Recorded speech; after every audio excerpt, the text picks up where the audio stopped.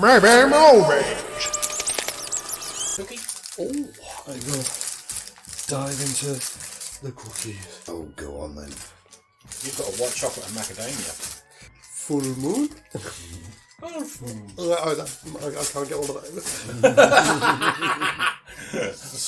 that. well, quarter moon. New moon. Stop, I'm going to spit it out all over the place. I can't say anything. What's he like, eh? He doesn't have to say anything, I'll just say it for him.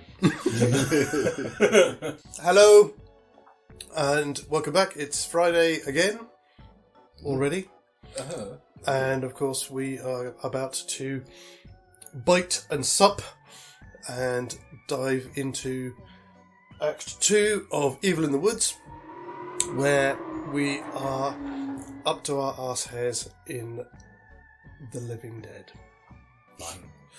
Indeed, indeed. Before we... Max, you shouldn't speak with your mouth full. I don't know how many times you've been told that. What he said. Yeah. Before we do, you want to do a quick Spooktober shout out this week for you? Huh? Hey! Why? Well, kind of partially you. You and your cohorts from All You Need Is Blood. Oh, that. Yes. Yeah, Shane is co-host on the All You Need Is Blood podcast, which is a podcast, obviously, about the horror Movies. industry. We talk about horror movies, And TV shows, and gaming. whether or not Shane is going to wake up and join the podcast. I've heard Or that. reality, come to think of it. Yeah, but it is really worth checking out. I mean, I know some. I used to do it on Spotify. Did you say it's on Stitcher as well, is it? Spotify, Stitcher, iTunes, Amazon, whatever playlist they have, SoundCloud, and any other streaming service that you use. I need to get out of that because it's basically just reeling off the same spiel that they say at the start of every episode. It gets ingrained in your head, you know. It's like, oh yeah, we do this, we're a podcast where you talk shit about each other and other nonsense. Yeah, do check it out. It's well worth it. They're great guys. We've just recorded episode 112. Good lord. I think. Which is fairly good going for us, but compared to other podcasts, quite slow. Quality over quantity. We did stray a little bit into the beginnings of Act 2 last time when we were discussing Annie and Ed meeting Jake and Bobby Joe, which is kind of... Oh no, that does happen sort of at the tail end, doesn't it? It's when we get them walking through the forest is sort of the beginning of this, isn't it? Lost in the forest. Yeah, because I think originally when we looked at Act 1, we were going to say we were going to call it when he loses his hand, but we cheated just that little bit further to when he shoots at the door. Yeah. So this is where we are. They've bundled into or rather he's just shot the door and he's approaching it slowly to see what's out there. I think this next bit is going to kind of play out more or less the same. He's going to get bundled, he's going to get chucked into the cellar. Mm-hmm. But next, we would normally have the sequence with Henrietta. Of course, we don't have Henrietta. Now, in terms of who we have there instead of Henrietta, I was thinking Patience because we haven't given her enough screen time yet. But how do we introduce that moment when Patience is in the cellar? Because obviously in the film they're listening to more of the recording and he's talking about burying Henrietta and that what makes her rise, isn't it? Mm-hmm. So, I don't know, maybe do they pick up the diary? Yeah. Start reading from it more or something? Because they carry on where Linda left off. Sorry, I just had no idea. You've had a thought? So they've arrived at the cabin, they have come to the altar. They need to transgress. So, yeah, that does work. We've got an opportunity here to take the movie out of where we're going. They may pick up something else. So then they have to send another creature up. Oh. Maybe the creature that would be Henrietta. Either that or we've got, obviously we know what's down there, we've got the entire playlist that they could pick up. We could say that, well actually, yeah, they summoned something else up, as well as the remnants of whoever's left from the darkness. You think that's a fair idea? Yeah, okay. Right, in that Sorry, case, it's just like, in that case, our question is, what of the many things that we see on the board is going to be summoned next? Well, we've got to go with a trope. We've got to have a Deadite of some description. So maybe Henrietta should be the first Deadite that he sees. Annie presses play on the tape deck. Yes. And so we do get the Henrietta sequence. Yes. Oh, okay. This is interesting. We're going to have Henrietta in 2 movies. I was hoping we were going to go for the other one on the board, which was Evil Molesting Tree. oh. Well, we can have that. Because one of them's got to go outside, haven't they? Yes, they do. I'm going to say then we do both. We go with your idea that Patience is in the basement. We keep that bit the same. But then we have Bobby Joe summon the Evil Molesting Tree. Yeah, so it's Bobby Joe who then gets... Okay. Because things are so out of order, they are going to be pushing for the whore to go first. So Ash has his transgression beast. Yeah.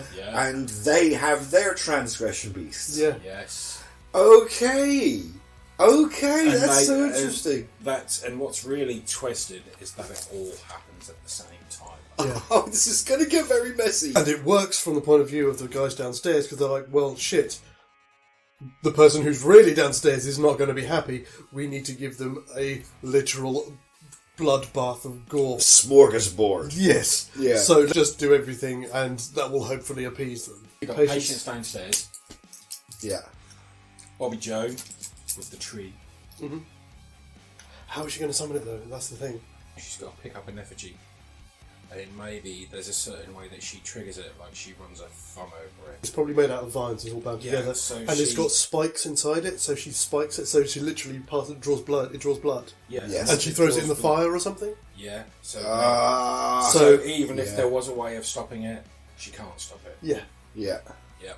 I like that. Yeah. This is probably where we're going to see... Japan failing is. I'm literally looking at my notes. Oh, yes, of course. Which is perfect because Yeah, that's going to because- push them to panic. Yeah. Because everywhere else has failed. Everywhere's I love failed, that and montage. it's just them, scene. and everything's already gone so wrong. I just love that montage where everything has gone wrong. Yeah. That scene from Madrid, the piece of footage that they play, I recognise it and I cannot remember the name of the film. If anybody can, let me know.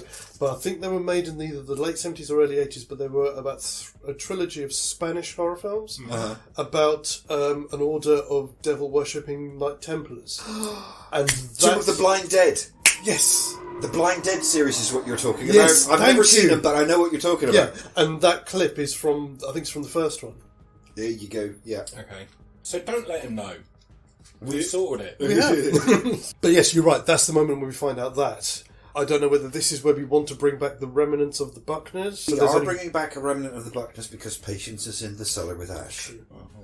So that's him screaming and panicking. He is downstairs, and I mean, I know the cabin upstairs is the cabin from Evil Dead, but are we saying that the downstairs is full of the stuff that would have been in Cabin in the Woods? Well, why wouldn't it be? It's still a cellar that's full of stuff. Exactly. Just like it is in So the Evil again, Dead. there is the risk here that Ash is going to go and trigger something else There's off. always the risk, yeah.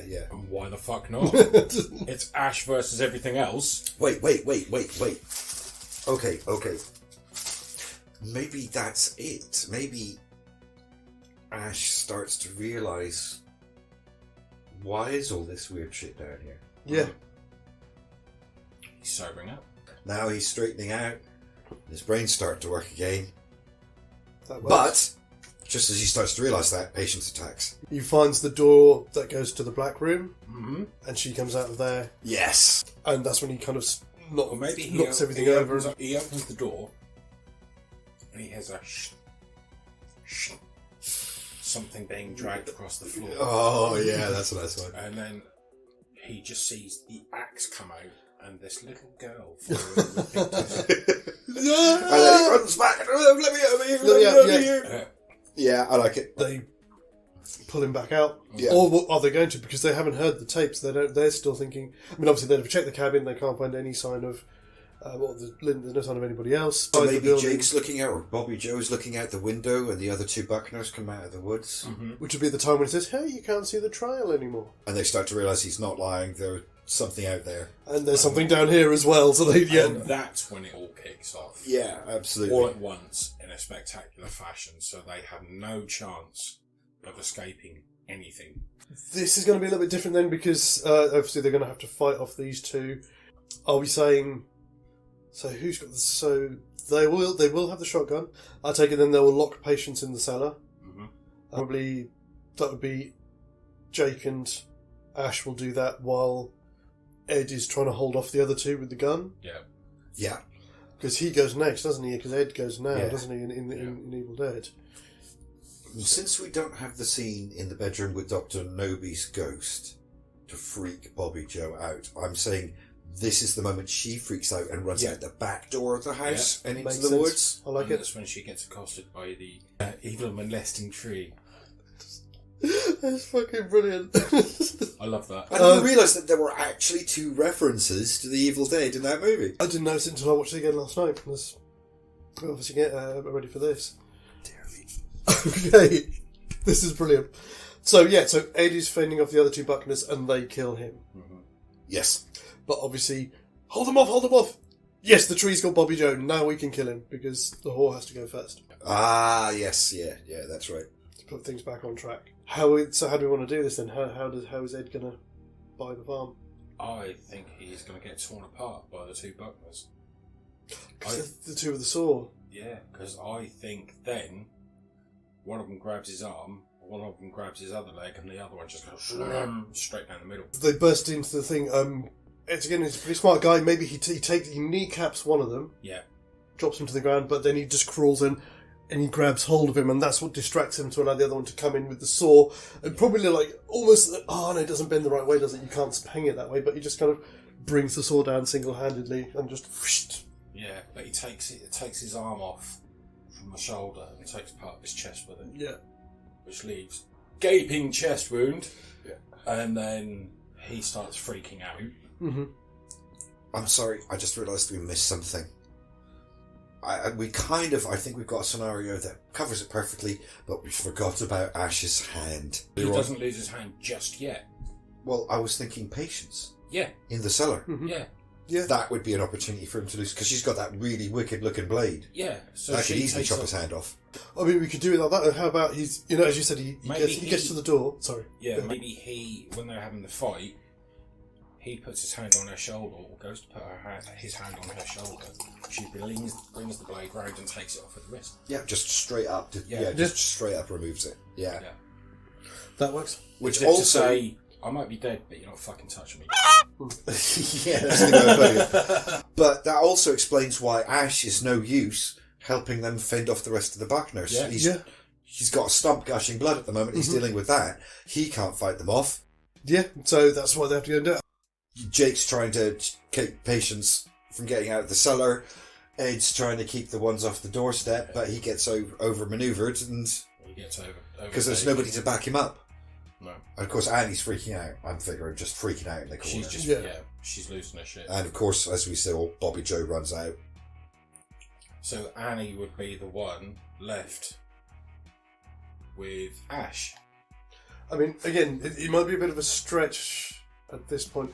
You could roll in some lore from the original Evil Dead. And if you want to get rid of the Buckners again, I know they never actually say it in the thing, but is there a way that Ash can get hold of a diary and throw it in the fire? Would that get rid of the Buckners? I've had a thought about that. I don't think it would, because basically, at the end of it, it's supposed to be Ash versus everything in the woods. So, maybe if he burnt the diary, it could trigger something else completely. Well, maybe this is the bit when the guys downstairs push the big red button. Yeah. He kills off the Buckners with the diary, Yeah. leaving only the evil trees that nobody's going out into the woods to be got by. Everything else has failed. The red phone is ringing. The director wants a word. Somebody pushes the big red purge button. And sends everything up. Yeah. Yeah, that's cool. But how do Ash and Annie meet their demise? Well, I'm going to be I'm honest. thinking- I feel like the big red button is that feels like the end of an act to me. In place of our, I'm all right now. You're not all right now because there's a shitload more stuff coming. As all of the elevators start rising up. Yeah. I'm sorry, I don't mean to interrupt you, but it feels like we've just created an end of Act 2 here. Okay. Save that for next time. So I will. you've got a little bit of time to think about exactly how horribly they might meet their end. I've already thought about Annie. Where we're leaving then Act 2, so we've still got Jake, he's still in one piece. Oh, yes, we do. So we've got Annie, Jake, and Ash, Buckners are gone, they've been dealt with. which is different because obviously at the end of Act 2, Evil Dead, it was just Annie and Ash left. So, Yeah. So we've got an extra body there. just so we can include it as a little thing, because obviously it's the necklace that he gave to Linda that brings him back from being possessed, isn't it, the second time? Yes. So in that scene in the cabin when they're fighting those Buckners, when Ed buys the farm, Ash is kind of like, oh, he's lost his hand. Uh-huh. I was going to say, he sees the diary where one of them put it down on the sideboard in the room. The necklace that Linda was wearing, at some point he's dropped it earlier. Yeah. Catches the firelight, and he sees the firelight reflected in the necklace, and that's what gives him the idea to go, Phoom. Strangely, that calls back to the original Evil Dead when he actually used the necklace to drag the book so that he could throw it into the fire. Yeah. So it's kind of a quasi callback there. It's a nice touch. Cool. And then, as you say, fuck it, send everything. Yeah. The big red button has been pushed. Yes. So this is going to be a very different third act here. Oh yeah. I don't know, we might end the movie early. I don't know. We might. But it'll be interesting to see what happens next. It certainly will. So we do hope that you do come back and join us on Wednesday next week, when we will look at Act 3, our final act of Evil in the Woods, and let's just hope that they may make it out alive. Keep our fingers crossed. Until then, take care and have a great weekend. As always, guys, TTFN. Bye. Ba ba ba ba ba ba ba ba ba ba ba ba ba ba ba.